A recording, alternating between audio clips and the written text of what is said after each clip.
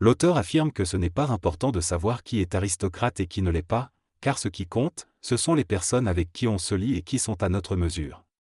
Il fait une distinction entre l'aristocratie du passé et celle de l'avenir. Dans le passé, les aristocrates étaient souvent manipulés et motivés par l'ego pour se distancer de la masse, mais certains d'entre eux avaient une véritable aristocratie inhérente, et ils y œuvraient pour le développement de l'art, des sciences, de la médecine, etc.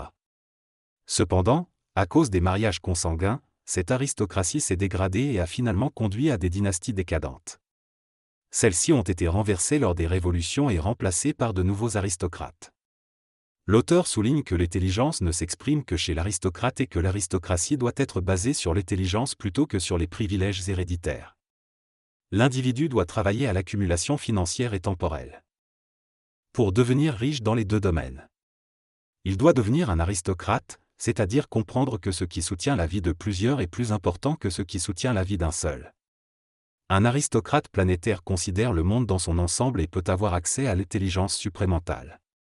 Pour atteindre l'aristocratie, il est souvent plus facile de suivre des cours où les mécanismes ont déjà été digérés et où l'ego peut se nourrir. On peut également y parvenir individuellement, mais cela peut prendre plus de temps. Il faut permettre à l'ego d'autoriser le mental à exprimer les ondes aristocratiques. Travailler ensemble sur l'aristocratie facilite ce processus en créant une norme à suivre.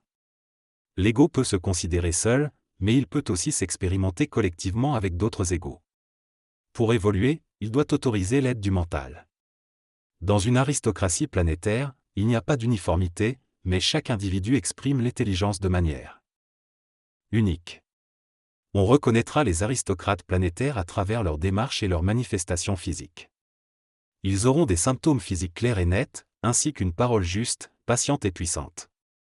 Ils contrôleront leur corps de manière subtile et délicate, montrant ainsi leur capacité de nuance. Dans l'avenir, un aristocrate pourra même boire sans utiliser ses mains. En réalisant la fusion avec ton double, tu pourras atteindre le contrôle supramental de la mécanicité humaine.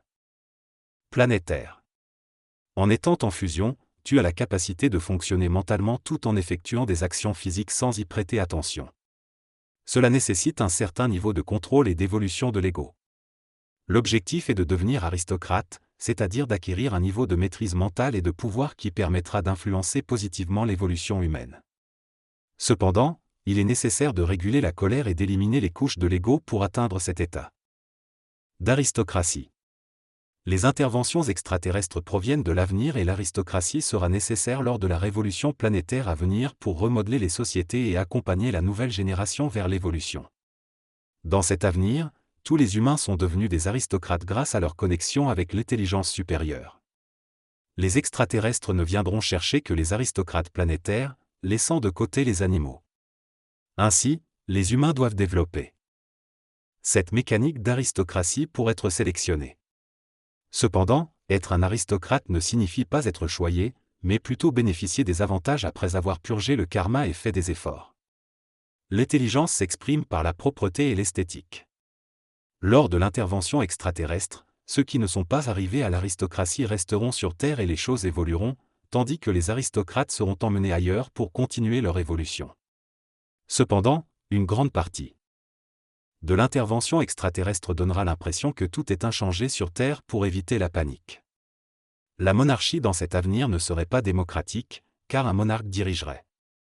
Dans ce passage, il est souligné qu'il n'y a qu'une seule voie d'ordonnance et que cela ne demande pas l'approbation du peuple. Un monarque intelligent n'irait pas demander aux automobilistes de changer d'essence ou de moteur, il imposerait simplement le changement. La société serait planétaire et aurait pour but d'améliorer la condition de l'humanité, en éliminant les phénomènes indésirables. Le travail égoïque serait remplacé par un travail collectif et il n'y aurait pas de place pour l'ego. Les élections et l'électorat seraient considérés comme inefficaces et inférieurs, car ils ne contribuent pas à la résolution des problèmes de la société. Certaines décisions, comme la lutte contre la pollution ou la légalisation de la drogue, ne devraient pas être soumises au vote du peuple, mais plutôt prises par des experts et des dirigeants.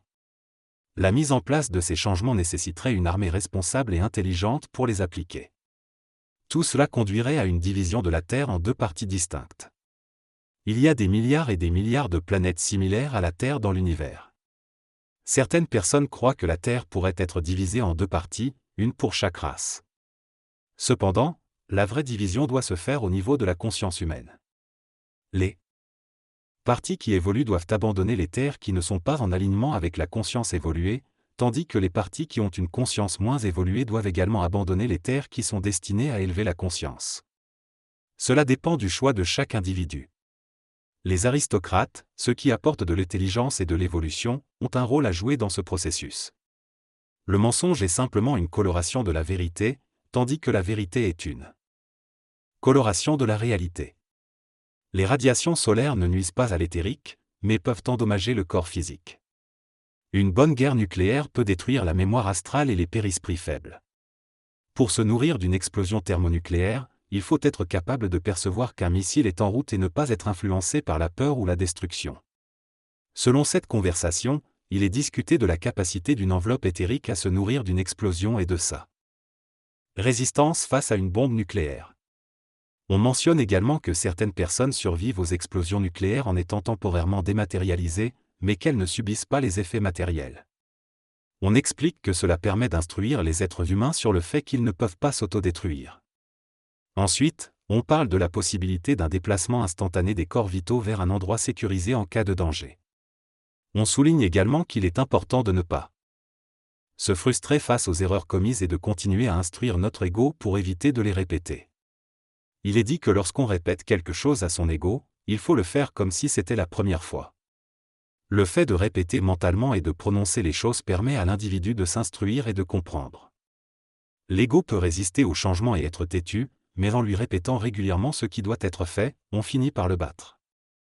Il est important de se rappeler que c'est l'ego qui souffre et non soi-même. Il est conseillé de développer l'onde de forme, afin de faciliter la mémoire et de se rappeler de ce qu'il faut faire.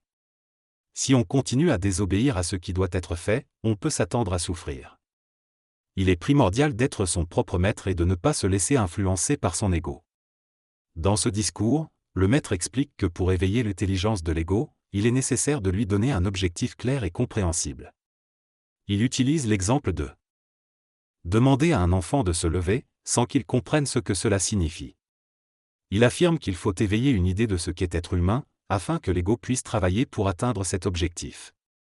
Il compare cela au processus d'aristocratisation, où l'ego doit être motivé par une incitation, comme la vision d'un volant d'avion spatial, pour se tenir debout et accéder à l'intelligence. L'intelligence, selon lui, ne peut pas être comprise sans avoir déjà une forme d'intelligence.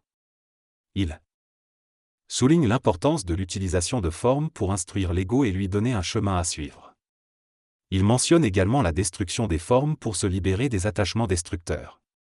Finalement, il affirme que pour chercher l'intelligence, l'ego a besoin du concept de l'intelligence pour être convaincu de sa valeur.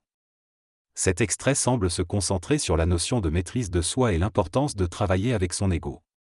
L'auteur souligne que l'intelligence ne consiste pas simplement à comprendre quelque chose, mais à approcher le temps et le lieu où l'on sera. Il compare cela à une carotte que l'ego peut utiliser pour s'instruire. L'auteur se présente comme Daniel, affirmant qu'il ne fonctionne pas comme les autres, agissant de manière instantanée et expliquant calmement et patiemment les choses. Il encourage le lecteur à rester connecté à lui, car il ne lui aura jamais fait de mal, contrairement aux autres. L'auteur souligne également l'importance de parler à son ego et de négocier avec lui pour effectuer des changements dans sa vie. Finalement, il mentionne que pour atteindre les avantages du supramental, tels que la télépathie ou le déplacement, il est nécessaire de travailler avec son ego. Le message principal de cette synthèse est que l'humain doit parvenir à se détacher de l'attachement aux choses matérielles et aux souffrances pour parvenir à une compréhension et à une vie sans souffrance. L'auteur mentionne également l'importance de ne pas se laisser emporter par le passé et de toujours parler à son ego comme si c'était la première fois.